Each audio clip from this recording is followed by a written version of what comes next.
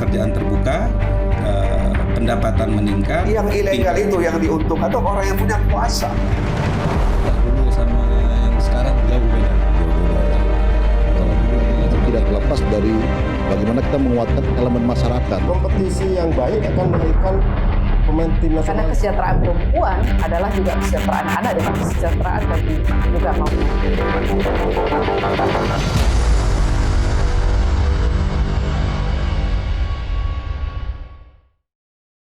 Akhirnya kasus dugaan aliran dana liar di jajaran pemerintah kota Loksmawe menjadi atensi penyidik Kejaksaan Negeri Loksmawe. Selasa dan Rabu lalu, Insan Adiaksa itu telah memanggil Muhammad Rifial, mantan Kepala Bagian Pemerintahan, dan Fitron Fadzul Rizki, Ajudan PJ Wali Kota Loksmawe, untuk dimintai keterangan, konfirmasi, dan klarifikasi terkait adanya dugaan aliran dana liar dari Rifial kepada Fitron. Hari itu siang berlahan menghilang, menyambut petang ketika Muhammad Rifial dan Fitron bergegas meninggalkan kantor Kejaksaan Negeri Loksmawe di Jalan Teku Ciditiro nomor 6, Kota Loksmawe.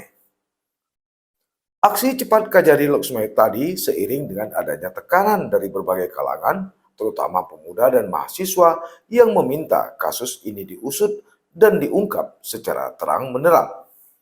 Sejauh ini, anggota dan pimpinan DPR Aceh masih diam dan belum bergerak melaksanakan fungsi pengawasannya. Misal, dengan membentuk panitia khusus atau pansus untuk mengusut kabar seputar aliran dana liar tadi. Apapun alasannya, baik Kejari maupun DPRK Loksmawe harusnya tetap serius dan bekerja sama dalam membongkar berbagai kasus dugaan dana liar yang diduga melibatkan pejabat nomor 1 di Pemko Loksmawe ini. Itu menjadi penting dan serius sehingga tidak menimbulkan kesan di mata publik bahwa kedua lembaga ini hanya berani menguak, mengusut dan bertindak kepada orang-orang yang tidak memiliki dukungan politik. Jajaran Kejaksaan Negeri Loksmawe misalnya tentu saja harus menyadari kasus ini telah merebak dan menjadi konsumsi publik sehingga perlu dituntaskan. Benar katakan benar, jika tidak terbukti juga harus berani menyatakan tidak terbukti. Bukan sebaliknya mempetieskan kasus ini yang berarti memperburuk citra kedua lembaga tadi di mata publik. Kalau kita mau memakai akal sehat, tentu sangat terang-benderang bahwa publik dan negara sangat dirugikan oleh praktek ini, sehingga pejabat setempat harus mengeluarkan biaya ekstra puluhan juta rupiah untuk menyetor upeti mereka. Sebaliknya kalau mau konsisten, anggota dan pimpinan DPRK Loksmawe juga harus mempertanyakan ini kepada PJ Wali Kota Loksmawe, atau paling tidak memanggil Rifial dan Fitron untuk memberikan klarifikasinya. Sikap dan pertanyaan anggota serta pimpinan DPRK Loksmawe ini sesungguhnya akan memperjelas berbagai isu atau rumor yang sudah terlanjur beredar dan berkembang dalam masyarakat. Ini sejalan dengan klarifikasi yang disampaikan penjabat Wali Kota Loksmawe Imran pada media pers 2 Mei 2023 lalu di Kota Loksmawe. Begitupun penjelasan Imran tentu saja tidak identik dengan penyelesaian masalah. Karena itu sangat tidak masuk akal kalau klarifikasi Imran justru dianggap DPRK Loksmawe dan penyidik Kejari setempat sebagai jaminan semua masalah terselesaikan atau menjadi tidak benar. Justru yang dapat menyelesaikan masalah ini adalah keseriusan dan konsistensi anggota dan pimpinan DPRK Loksmawe serta penyidik Kejari Loksmawe. Maklum saja, sikap, perilaku, dan tindakan anggota serta pimpinan DPRK Loksmawe dalam mensikapi masalah ini bukan tidak mungkin akan menjadi catatan bagi masyarakat untuk menilai para wakilnya pada pemilu legislatif 2024 mendatang. Kita patut khawatir atas kasus dugaan aliran dana liar ini, ibarat fenomena gunung es. Mungkin saja ini yang terkecil dan terlihat dari praktek yang justru jauh lebih besar yang telah dan sedang terjadi di tubuh Pemko Loksmawe. Kita juga sepakat masalah dugaan aliran dana liar ini harus dituntaskan sesuai dengan aturan, prosedur, dan hukum yang berlaku, sehingga substansi persoalan dapat terjawab dan terselesaikan bagi kepentingan bersama, bukan hanya kepentingan eksekutif, legislatif, maupun yudikatif. Yang lebih penting dari itu, jangan sampai isu aliran dana liar ini mencuat tak lebih seperti maling teriak maling. Sebab siklus fulus bertajuk dana liar ini sesungguhnya menjadi satu rangkaian dari kebijakan yang pada kasus tertentu juga melibatkan oknum anggota DPRK sebagai alat kontrol dari kebijakan pemerintah. Sumber media ini di jajaran Pemko Loksmawe mengungkap, awalnya hubungan Rivial dengan Imran sangat harmonis. Selain antara atasan dan bawahan, keduanya juga berasal dari satu alma mater atau alumni STPDN. Itu sebabnya saat Kemendagri RI menuju Imran sebagai penjabat wali kota Loksmawe, Rivial ikut menjemput sang senior.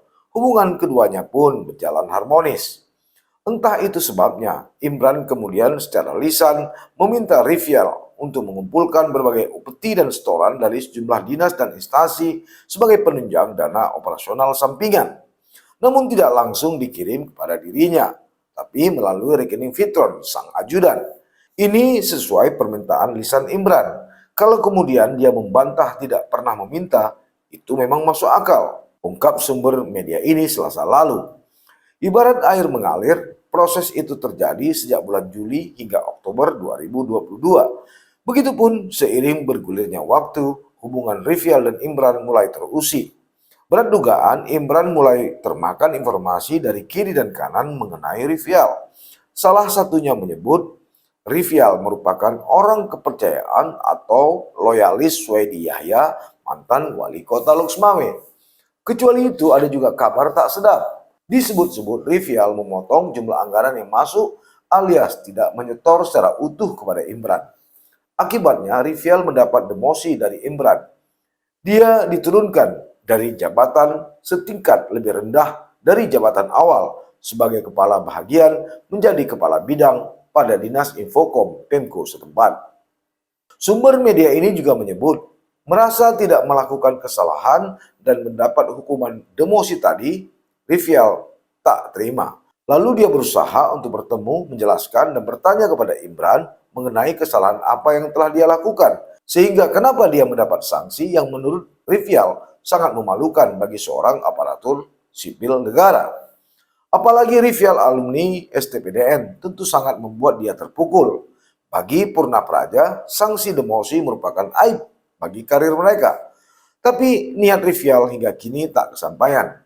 Kabarnya Imran selalu menghindar dan tak memberi ruang, waktu, dan kesempatan.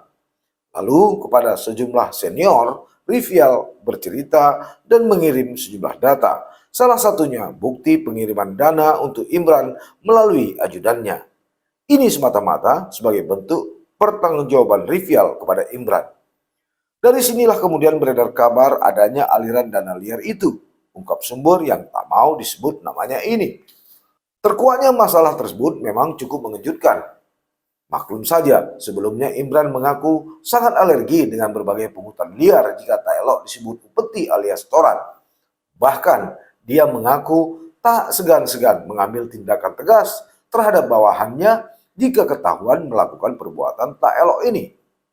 Tapi tak lama kemudian, berbagai reaksi muncul, termasuk sejumlah spanduk terpasang di beberapa sudut kota Loksmawe yang meminta aparat penegak hukum di sana untuk segera turun tangan mengusutnya. 2 hari kemudian, Imran memberi komentar klarifikasi mengenai tudingan ini.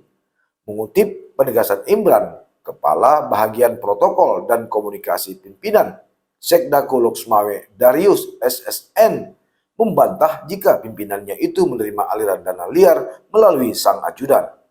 Bantahan tersebut disampaikan Darius melalui rilis kepada modusaceh.co Selasa 2 Mei 2023 sore. Menurut Darius, selama menjabat, Imran tidak pernah meminta fee atau setoran liar.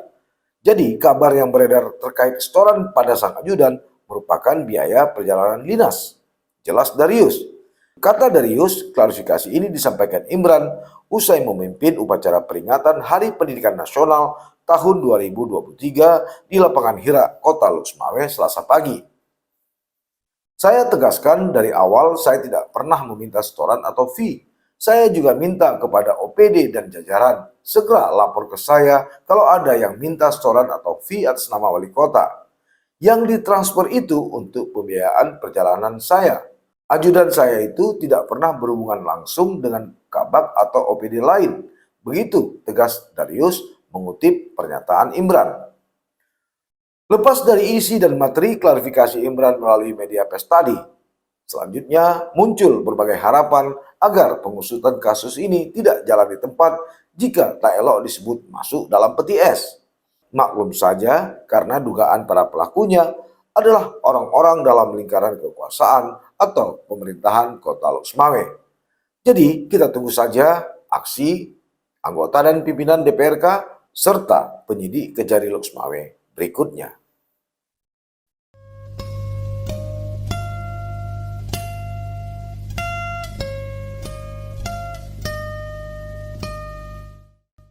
Jangan lupa like, komen, dan subscribe.